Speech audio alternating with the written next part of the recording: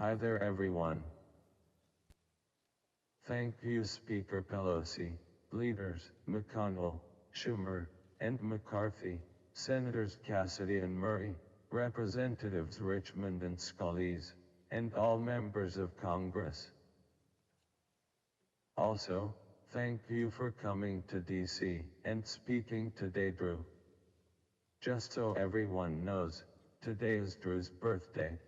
So, Drew, let me wish you a very capital happy birthday, brother.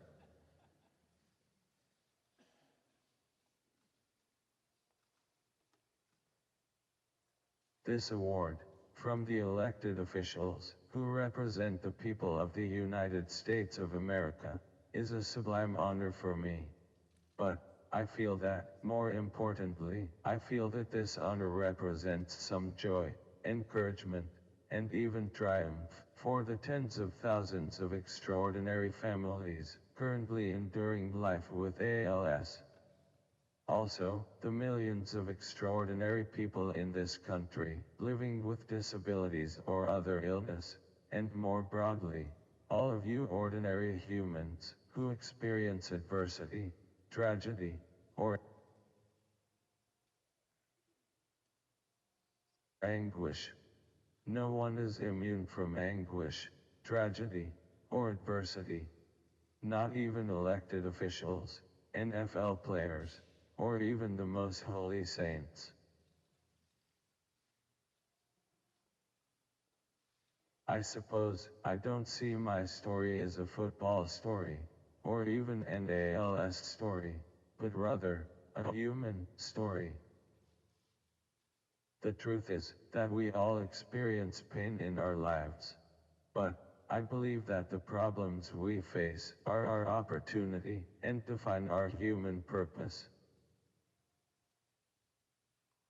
I believe that adversity is our opportunity to keep exploring, because we will all face pain and tragedy, but it's clear to me that, beyond the human capacity of imagination, our greatest strength, as a species, has been our ability to bravely share our weaknesses and vulnerabilities with each other.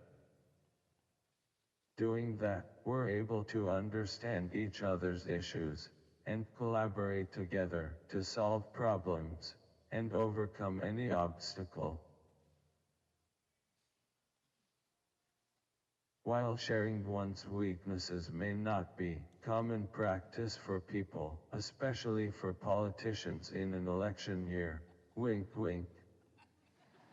Sharing my weaknesses was entirely critical for me to play 8 years in the NFL. And it has been unquestionably critical to my survival and purpose for the past 9 years, living with a disease as dreadfully beautiful as ALS. I am grateful to the literally thousands of people who have directly uplifted me, both emotionally and physically in my 42 years. Most importantly, I'm grateful to my parents for instilling in me many of the values I've used to be successful. And, of course, my wife Michelle. This is not the life we imagined, and it hasn't been easy, but through communication and compassion, we're carving out an awesome existence.